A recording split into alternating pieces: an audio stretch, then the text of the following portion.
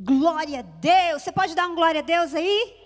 Aleluia. Quantos estão desejosos de ouvir a palavra do Senhor? Amém. Quero convidar você a abrir a sua Bíblia comigo no livro de João, capítulo 4, versículo 31 ao 34. João, capítulo 4, do verso 31 ao 34. Enquanto você abre aí, vocês viram aí, né, um recadinho para as mulheres. Nós vamos ter no dia 10 de setembro o café, né, a tarde delas. Nós vamos ter uma psicóloga aqui também com a gente, a Maristela. Vai ser um tempo maravilhoso. Se organize para estar. E, além de evento para as mulheres, nós temos para os jovens também, amém? Jovens e adolescentes. No próximo sábado, nós vamos ter às 19h30 o culto do Legacy. Então, convide alguém, né? Coisa mais linda nós podermos ver essa geração rendida aos pés do Senhor. E eu tenho certeza que será algo sobrenatural, amém? João, capítulo 4, verso 31, a seguir. Você achou aí? Então, espera eu. Nesse interim, os discípulos lhe rogavam, dizendo: Mestre, come.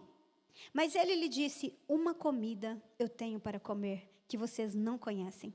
Diziam então os discípulos uns aos outros: ter-lhe-ia porventura alguém trazido o que comer? Disse-lhe Jesus: a minha comida consiste em fazer a vontade daquele que me enviou e realizar a sua obra. Vamos ler esse versículo de novo, gente? Ele é muito forte, né? A minha comida consiste em fazer a vontade daquele que me enviou e realizar a sua obra. Você disse que quer que Deus fale com você, amém? Então, feche seus olhos, peça isso para Ele agora. Papai, nós estamos nessa casa por Tua causa. Não tem ninguém mais importante aqui do que a Tua presença. Tudo que nós queremos, Espírito Santo, é ouvir a Tua voz. Não há nada que eu possa falar, não há nada que eu possa fazer. Nós não viemos a esse lugar para ouvirmos um discurso bonito, para ouvirmos uma boa retórica. Nós viemos a essa casa para ouvir a Tua voz. E por isso eu quero te pedir que essa voz possa alcançar cada coração aqui. Deus, eu quero te pedir que desde a pessoa de menos idade até a de mais idade, a que tem menos conhecimento até a que tem mais conhecimento, que essa seja a noite, onde nós vamos receber a palavra rema, a palavra revelada do céu ao nosso coração. Que essa seja uma noite de mudança de destinos, Pai. Que essa seja uma noite de ruptura de mentalidade. Que o Senhor fique à vontade, porque nós queremos te ouvir.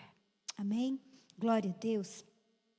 Queridos, eu não sei, né, você deve ter visto aí por esses dias, nós tivemos algumas pessoas famosas falecendo, né? Tivemos aí o Jô Soares, tivemos aí Cláudia Gimenez.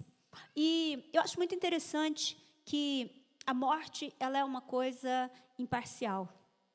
Ela não depende de idade, ela não depende de quantos recursos a pessoa tem, de grau de escolaridade. Porque a grande verdade é que a vida é uma dádiva de Deus. E se a vida é uma dádiva de Deus, nós precisamos, de vez em quando, nos perguntarmos o que é que nós estamos fazendo com a nossa vida. E eu gostaria de fazer uma pergunta para você hoje. Se você soubesse que a sua vida terminaria nessa semana, se você soubesse que a sua vida terminaria nessa semana aqui, qual é a sensação do seu coração? O que estaria no seu coração? Além, não estou falando de temor, mas será que você se sentiria realizado? Será que você pode olhar e dizer como Paulo: puxa, eu fiz o que eu tinha que fazer, eu combati o bom combate, eu guardei a carreira, eu acabei a fé. Obrigada, Adão. Ou será que você falaria: meu Deus, hoje eu estava conversando com uma pessoa aqui e eu tenho algo no meu coração, queridos.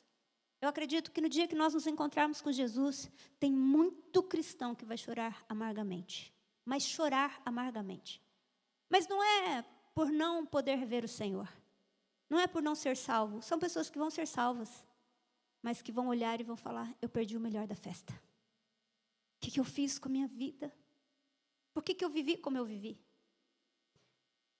Eu não sei se você sabe, mas todos os dias nós tomamos dezenas, centenas, e há quem diga que nós tomamos milhares de decisões. Existem estudos que comprovam que nós tomamos mais de 30 mil decisões por dia. Você toma uma decisão e eu tomo uma decisão desde o momento em que nós decidimos se nós vamos acordar ou não, se nós vamos ligar o botão da soneca, né? Quem nunca? A gente decide se vai tomar café da manhã ou se não, e se nós vamos tomar o café da manhã, o que é que nós vamos tomar no café da manhã. Nós decidimos que roupa nós vamos vestir, nós decidimos uma série de coisas. Só que todas as nossas decisões, elas são movidas, né? Nós somos movidos por algo para tomar essas decisões. E em geral, a grande beleza e a grande riqueza da vida está quando nós conhecemos o nosso propósito. Porém, queridos, muitas vezes nós passamos durante tanto tempo da nossa vida sem entender qual é o nosso propósito. Mas a mensagem dessa noite que eu quero trazer ao seu coração é que você pode provocar o seu propósito. Então, o tema dessa mensagem é: provoque o seu propósito. Olha para quem está do seu lado e fala: provoque o seu propósito. Fala: você não está aqui só para comer banana. É porque eu gosto, tá, gente? Gente, quando nós olhamos para a palavra de Deus e nós olhamos para pessoas que fazem a diferença nessa terra, nós vamos perceber que todas essas pessoas, elas têm um propósito. Elas descobriram um propósito, e eu acredito que a grande realização da vida é o momento de nós partirmos dessa terra e poder dizer: concluí, acabei, eu cheguei na linha, eu estou na linha de chegada e eu estou cumpri o meu propósito. Agora, muitas vezes nós demoramos muito tempo para descobrir o nosso propósito. Há uma frase muito célebre, né? Quando nós falamos de propósito, que há 2 dias mais felizes da nossa vida. O primeiro dia é o dia que a gente nasce, e o segundo dia é o dia que a gente descobre por que a gente nasceu. Mas muitas vezes o tempo vai passando na nossa vida e a gente não descobre isso. Sabe por quê, queridos? Porque existem algumas ciladas, algumas coisas que acontecem na nossa vida, que elas vêm para nos roubar do propósito. E eu quero falar para você, antes de explicar para você sobre o propósito, eu quero te contar quais são as 2 coisas que podem estar te roubando de viver o propósito de Deus. E a primeira delas, sabe o que é? A necessidade. Sabia que você pode estar vivendo por necessidade? Há um texto muito interessante em Provérbios 16, verso 26. Provérbios, capítulo 16. Provérbios, número, né? 16, verso 26. Olha só o que o sábio Salomão diz para nós. A fome do trabalhador o faz trabalhar, porque a sua boca a isso o incita. Vou ler de novo. A fome do trabalhador o faz trabalhar, porque a sua boca a isso o incita. Você sabia que muitas vezes nós nós só trabalhamos porque a gente precisa? Você não sabia disso, né? Te contei uma novidade agora. Foi ou não foi? Claro que não, gente. Muitas vezes nós vamos trabalhar porque a gente precisa, porque a gente tem uma necessidade. Quantas vezes a gente não gostaria de fazer o que a gente está fazendo, mas a gente faz por necessidade. E esse texto ele vem dizer isso para nós. O nosso estômago aqui, ó, que ronca de fome, as nossas necessidades fisiológicas, elas nos empurram. E muitas vezes nós só fazemos o que nós estamos fazendo por necessidade. Agora, olha que coisa interessante. Não tem problema a gente, em algum momento da nossa vida, a gente ser movido por uma necessidade. O problema está quando nós passamos a nossa vida inteira apenas movidos por necessidade. Deixa eu contar uma coisa para você. Pessoas que são movidas por necessidade, normalmente, são pessoas que não são realizadas. Sabe por quê? Porque a partir do momento em que eu vivo por necessidade, cada hora eu vou ter uma necessidade diferente. Cada hora eu vou ter uma necessidade diferente, você sabia disso? Existe uma pirâmide chamada pirâmide de Maslow, também conhecida como a pirâmide das necessidades. A pirâmide de Maslow, a base dessa pirâmide são as nossas necessidades fisiológicas. Isso é muito usado nas empresas com relação à contratação. Quem aqui nunca ouviu a seguinte história?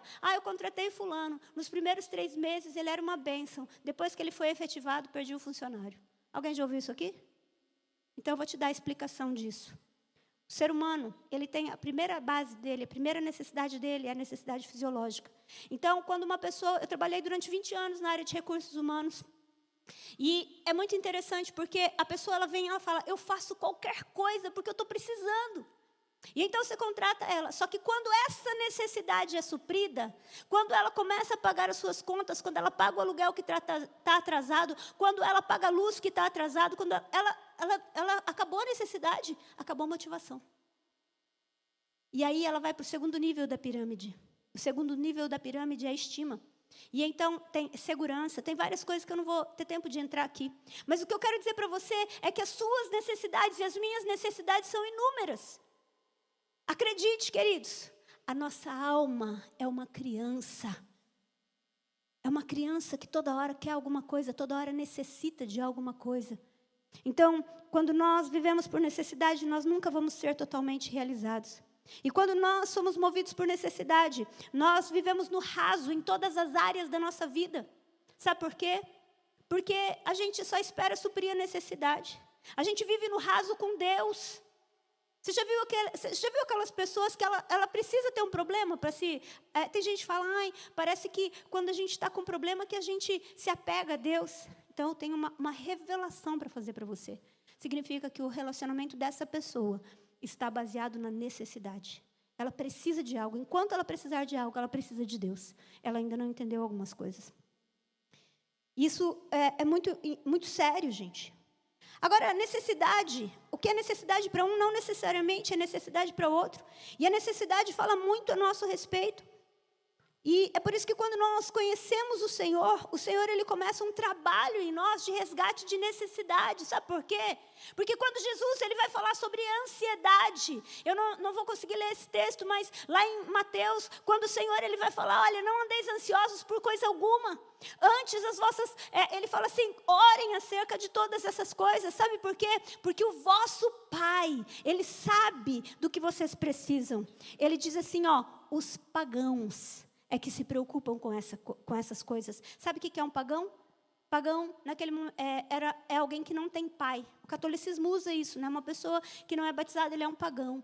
Mas Jesus já usava essa expressão. Pagão era alguém que não tinha pai, alguém que não tem pai, não tem Deus. E Jesus está dizendo, os pagãos, eles se preocupam com isso. Os pagãos são dirigidos por necessidade, mas vocês têm um pai. E então, querido, quando nós recebemos Jesus e nós começamos a nossa caminhada com Deus, o Senhor, ele precisa restaurar a nossa identidade. Ele precisa lembrar a gente que nós somos filhos de um Pai amoroso, que conhece todas as nossas necessidades. E a gente pode lançar todas elas diante dEle. E então eu não preciso mais viver movido por necessidade, porque quem é movido por necessidade é movido pelo medo, medo de faltar, medo de não conseguir, medo de que algo aconteça. Mas por isso a Bíblia diz que o verdadeiro amor lança fora todo medo. Olha que coisa interessante, antes de Jesus ser tentado no deserto, ele tem uma revelação do Pai. Os céus vêm e se abrem no seu batismo, e então eles ouvem uma voz dizendo, este é o meu filho amado, em quem eu tenho prazer. E então lá no capítulo 4, nós vemos Jesus sendo dirigido pelo Espírito ao deserto para ser tentado pelo diabo. E quando o diabo vem tentar Jesus, ele diz assim, se você é o Filho de Deus, depois de 40 dias, gente, de jejum, 40 dias sem comer, o diabo vem e fala assim para ele, se você é o Filho de Deus, transforma essas pedras em pão. Mas Jesus não era dirigido pela necessidade, não. Jesus não era movido pela necessidade, nem pela necessidade de comer. E então ele diz para o diabo, nem só de pão viverá o homem, mas de toda palavra que sai da boca de Deus. Sabe o que Jesus estava dizendo para o diabo?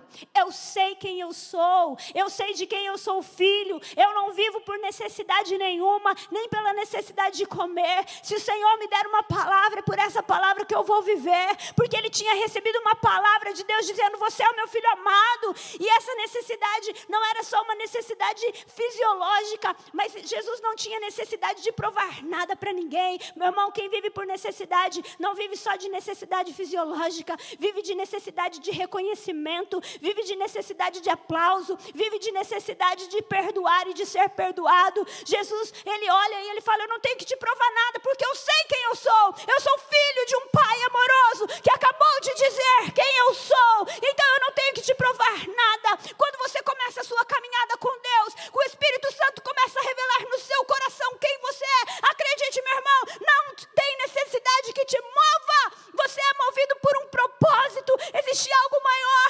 nada disso vai roubar você daquilo que Deus tem. A gente não tem que provar nada para ninguém, isso é da natureza velha, mas Jesus ele vem dizer isso para nós. Às vezes a gente vive pela necessidade de reconhecimento. Sabia disso? A nossa natureza, queridos, a nossa natureza muitas vezes se frustra. E então a gente faz as coisas ou deixa de fazer, porque a gente precisa de aprovação de pessoas. Porque a gente vem de uma construção que a gente não teve, uma construção emocional, que fez com que agora eu tenho que fazer por causa... Não! Eu não tenho essa necessidade. Eu sei de quem eu sou filho. E é por isso que quando o diabo vem a segunda vez para falar para Jesus, para ele pular do pináculo, ele fala, porque está escrito, darás ordem aos teus anjos e eles te guardarão. Mas não é isso que está escrito, que Deus vai dar ordem. E então Jesus diz, também está escrito, não tentarás o Senhor teu Deus. Mais uma vez ele diz, eu não tenho necessidade de provar nada para você. Meu irmão, deixa eu dizer uma coisa, quando você sabe quem você é, você não tem necessidade de provar nada para você, não tem necessidade de provar nada para as pessoas, e você não tem necessidade de provar nada nem para o diabo.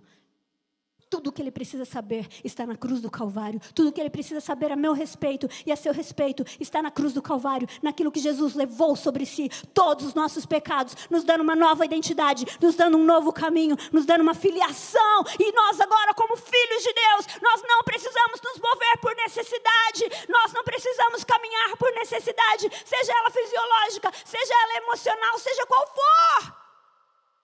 Você tem uma nova identidade, querido. A segunda coisa que pode estar roubando de você, viver pelo propósito, é você viver por preferência.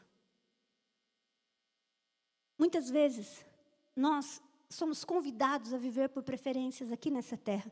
Em Mateus capítulo 13, quando a Bíblia fala sobre a parábola do semeador, ou a parábola dos solos, se você preferir. A Bíblia fala sobre um tipo de solo, que é o solo espinhoso. Sabe o que acontece no solo espinhoso? Tem um lugar que a semente fica infrutífera. Por quê?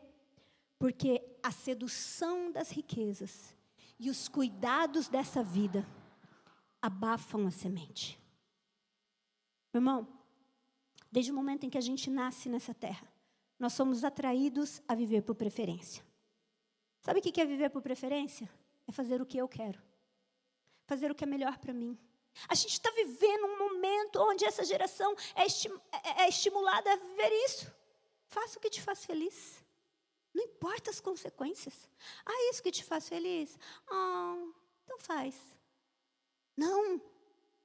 Quem vive de preferência vai viver uma vida enganada. Porque uma hora vai querer uma coisa e depois ela vai sendo levada para isso. Uma vida de preguiça. Que nós vemos nessa geração, você sabia que já é considerado que o QI dessa geração é menor do que o QI das gerações anteriores? Porque é uma geração que vive jogando, não estimula o cérebro. Meu irmão, deixa eu falar algo para você, quem vive de preferência vai cair numa armadilha terrível. Porque hoje hoje eu não vou na igreja, porque esse cobertor está tão bom. Não é, gente? Eu não vou fazer isso, porque... Deixa eu mostrar algo para você. Olha o que a palavra do Senhor fala para nós.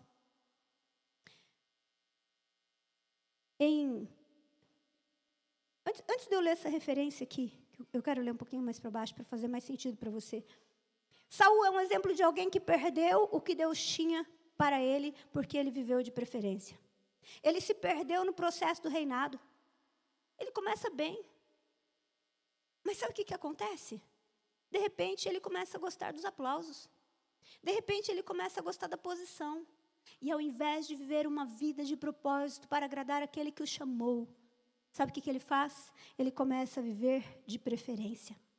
1 Coríntios capítulo 9, versículo 25, que eu quero ler com você. Olha o que Paulo fala aqui, acerca dele mesmo. 1 Coríntios capítulo 9, versículo 25. 1 Coríntios, capítulo 9, verso 25. Vamos ler a partir do 24, né?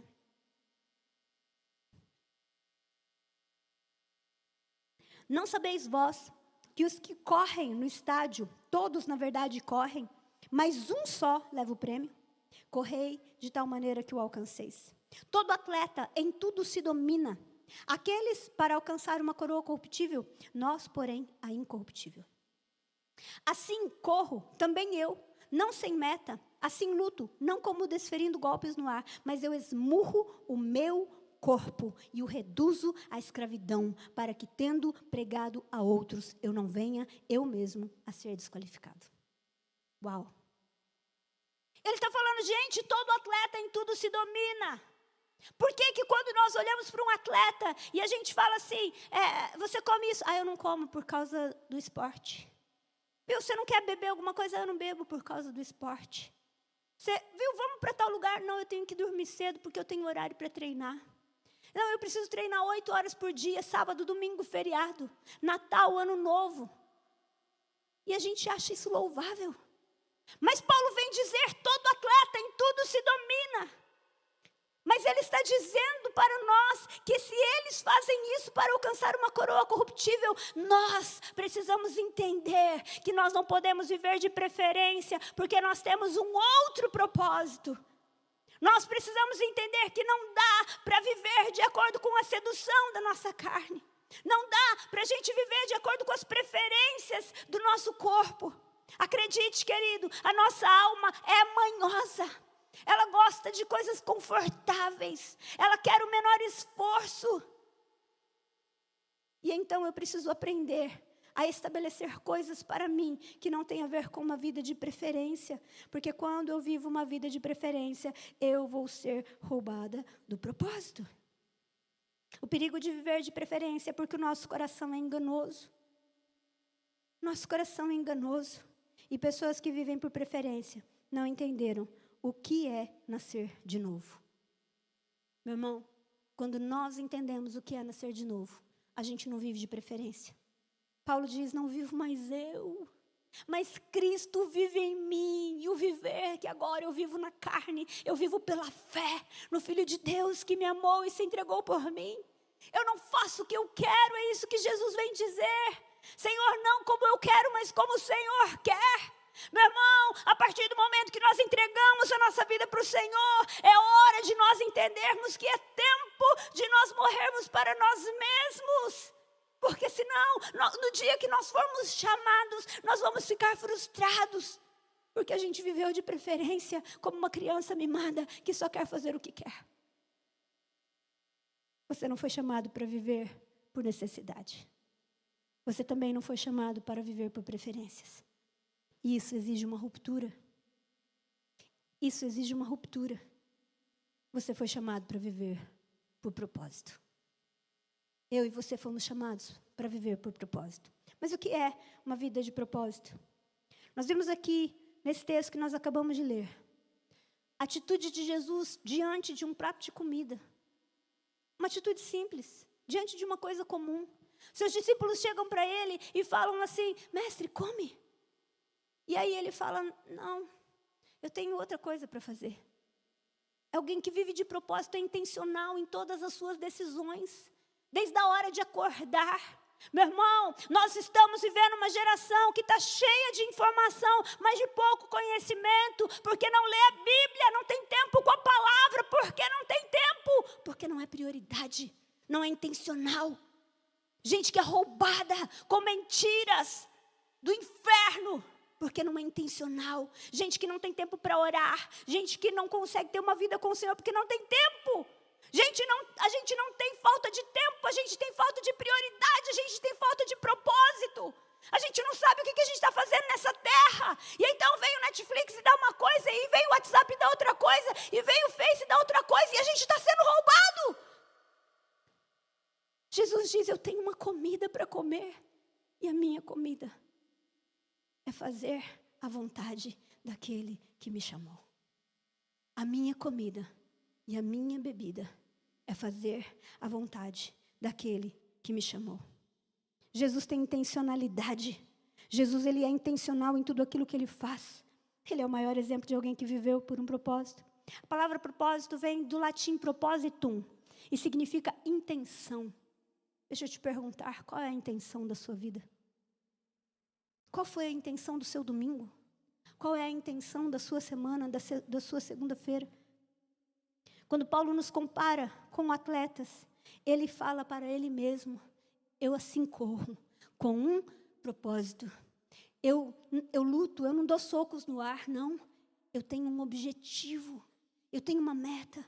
Paulo, ele faz essa analogia do mundo dos esportes, porque é justamente um esportista olímpico que é uma grande referência para nós, de alguém que se doa por causa de uma causa.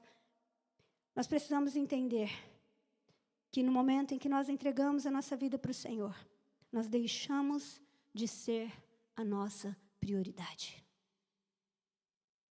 Quando você nasce de novo, meu irmão, de verdade, eu e você precisamos deixar de ser a nossa própria prioridade. Enquanto isso não acontecer, nós vamos ser seduzidos para viver ou pela necessidade ou pelas preferências. No momento em que eu entrego de fato a minha vida para o Senhor, eu começo a ser movido por um propósito. Ser movido por um propósito também é ser protegido das armadilhas da carne e da alma. Quantos aqui assistiram, não é tão novo, né? O filme Até o Último Homem. Quem assistiu aqui? Gente, se você não assistiu, assista. Eu acho que ainda se encontra lá.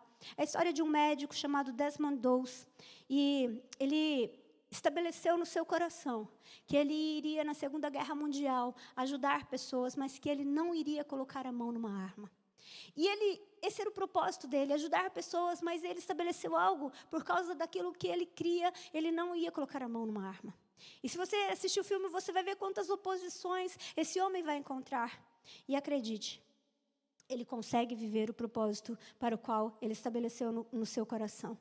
E o interessante é que ele é reconhecido depois, posteriormente, porque ele consegue sozinho salvar 75 pessoas em situações terríveis.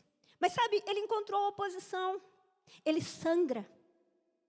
Quando ele está lá tentando ajudar cada homem a descer, né, com vida, a mão dele sangrava. Deixa eu falar uma coisa para você, meu irmão. Quando nós olhamos para Jesus, quando nós olhamos para homem como Desmond Doss, quando nós olhamos para homem como Martin Luther King, quando nós olhamos para pessoas que vivem por um propósito, são pessoas que não desistem porque estão sangrando. Deixa eu dizer algo para você. Nós precisamos aprender a nos levantar e ter uma causa para viver que seja tão forte que a gente vai fazer, nem que a gente tenha que morrer.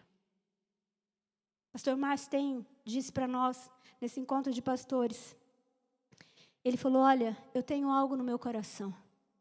Hoje, e eu quero dizer isso para você, hoje pode ser a última vez que eu estou pregando para você, porque eu não sei o dia de amanhã. Semana passada eu passei mal no púlpito, gente. Aí eu brinquei, gente, a gente tem que pregar com emoção ou sem emoção? A gente não sabe. Brinquei com o Marcos, falei, pensa bem, só caiu a glicemia. Tem gente, né, que dá um ataque cardíaco, está tudo bem.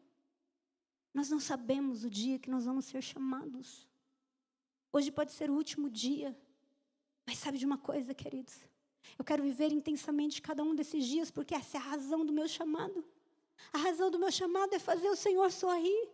E se for para eu pregar aqui passando mal, eu vou pregar passando mal. Eu não preciso me autopreservar. Sabe por que eu estou aqui hoje? Porque um dia o Senhor me chamou, e eu deixei a minha mãe, eu deixei os meus irmãos, eu vim para São Paulo sozinha. Você tem noção de quantos natais eu passei sozinha? Você tem noção de quantos ano novo eu passei sozinha? Você tem noção de como foram dias, em que teve dias, gente, que eu pegava um suquinho de uva e um pedaço de pão e eu celebrava a ceia sozinha, porque eu não conhecia ninguém naquela cidade. Quando eu vim para Bragança Paulista, eu já falei isso para vocês, tudo o que eu tinha cabia no porta-malas de um Palio Weekend. E eu quero dizer uma coisa para você, eu não me arrependo nem um minuto. Eu não me arrependo nem um minuto, sabe por quê? Um dia eu entendi a grandeza do amor dele, e isso fez sentido para mim, e eu vou gastar toda a minha vida para fazer o Senhor sorrir. Quando eu morrer, eu quero morrer vazia, porque eu entreguei tudo que eu tinha aqui nessa terra para glorificar o nome dele. Nós admiramos histórias com finais felizes, nós admiramos homens que deram a sua vida, mas nós não estamos dispostos a entender que nós temos um propósito e que é hora de nós pararmos de viver como crianças mimadas, sendo apenas pessoas que querem receber o melhor. Elas entrar numa igreja como se a gente fosse no supermercado e escolher o que a gente quer. Igreja não é lugar só de receber. Quem conhece o Evangelho se doa, se entrega por causa da grandeza daquilo que recebeu. Não se economiza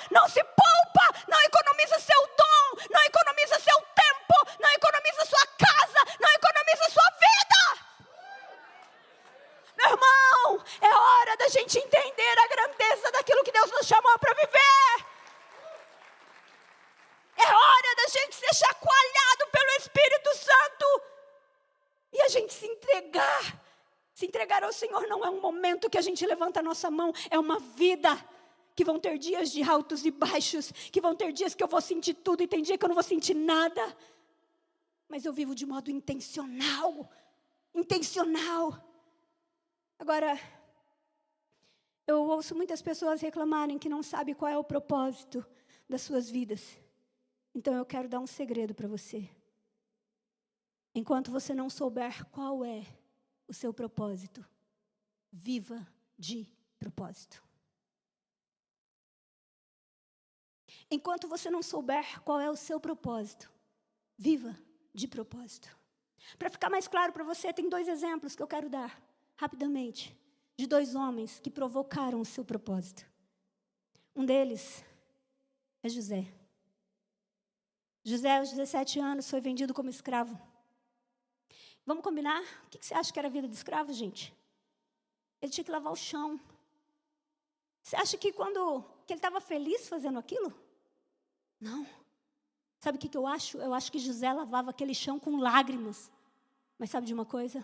Aquilo podia não fazer parte do propósito dele. Mas ele falava assim, eu vou ser o melhor escravo que esse homem vai ter. Eu vou lavar de propósito, eu vou viver de propósito. E nem que se eu morrer hoje, o meu dia vai ter valido a pena lavando esse chão. Eu acredito que quando ele chegava num lugar, ele transformava aquele ambiente. Porque embora ele ainda não estivesse cumprindo o propósito, cada dia dele, ele vivia de propósito. Eu não sei o que você está fazendo hoje. Talvez você olhe para você e está tão longe do seu propósito. Mas deixa eu falar uma coisa. Quando você vive cada dia que Deus te dá de propósito, você está provocando o propósito para o qual Deus te criou. Ele vai te encontrar. Ele vai te encontrar. Ele vai te encontrar. Tem um outro personagem que eu gosto muito, que é alguém que provocou o céu. E ele é Josué. Sabe que quando Moisés foi atraído para a nuvem e ele ficou durante 40 dias lá, sem comer e sem beber. Moisés ficou na nuvem de glória, amém? E Josué? Você já parou para pensar? Arão desceu, estava lá com o povo. E Josué? Josué ficou sozinho, lá naquele monte. Não tinha nuvem de glória para Josué. Deus não estava falando com Josué. Não tinha pessoas ali, mas ele não desceu. Ele não desceu. Agora, olha esse texto aqui, queridos. Olha que coisa impressionante. Êxodo capítulo 33, do verso 7 ao 11. Êxodo 33, do 7 ao 11.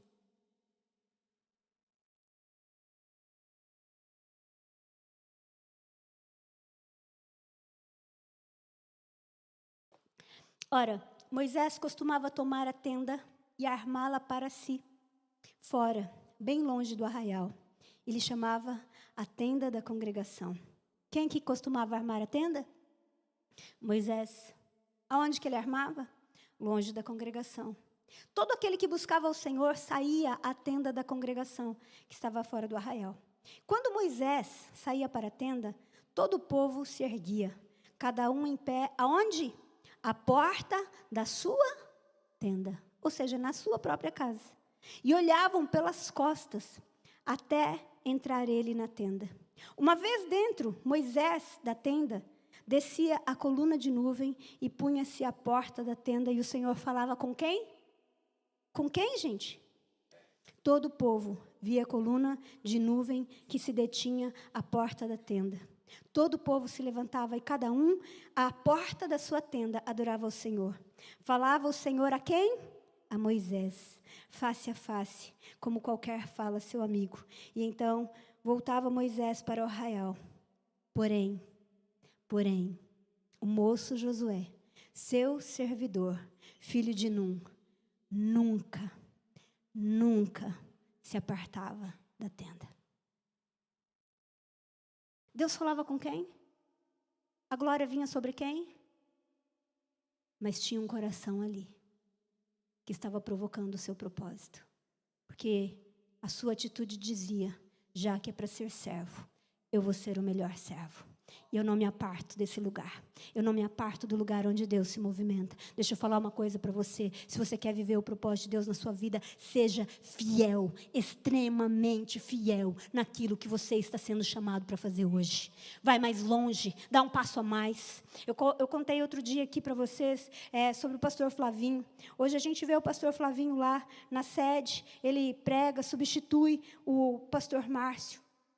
Mas ele contou para nós, no dia que nós estávamos comendo, ele falou, gente, quando eu cheguei na Lagoinha, eu era personal, eu dava aula de educação física, e então 6 horas da manhã eu tinha que estar na academia, e eu ficava das 6 horas da manhã até as 10, e eu levava uma roupa, e eu trocava a roupa, ia correndo para a igreja, e eu fazia as atividades da igreja, e quando dava o meu horário, 4 horas da tarde, que eu tinha que voltar para a academia, eu corria para a academia, vestia a roupa que eu tinha que estar lá, e eu dava aula até acho que 8 horas da noite, e eu corria, chegava um pouquinho atrasado para o culto, e eu ficava até 10 horas da noite. E eu fiz isso por 1 ano.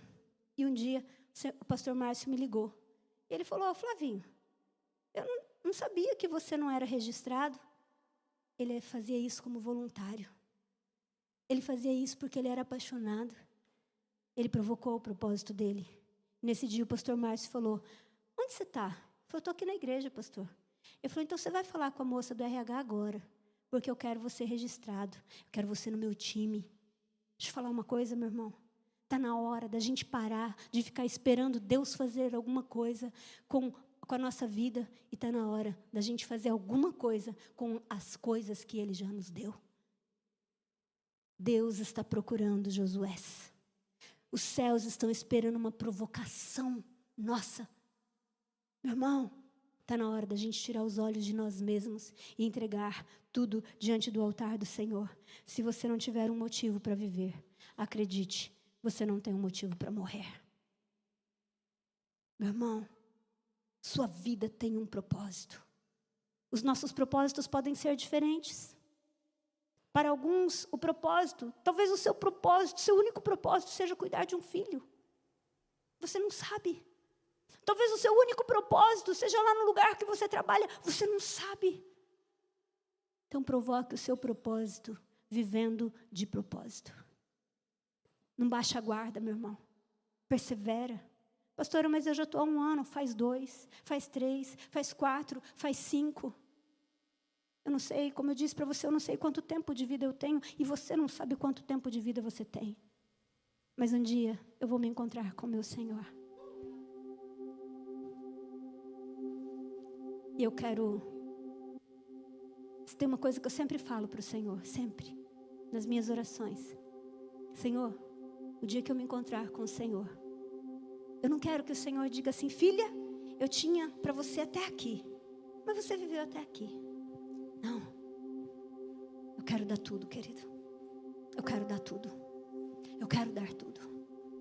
Eu quero viver de propósito, cada dia que Ele me der. Sabe, você está me vendo pregar aqui hoje à noite. Mas eu não prego todos os dias numa plataforma.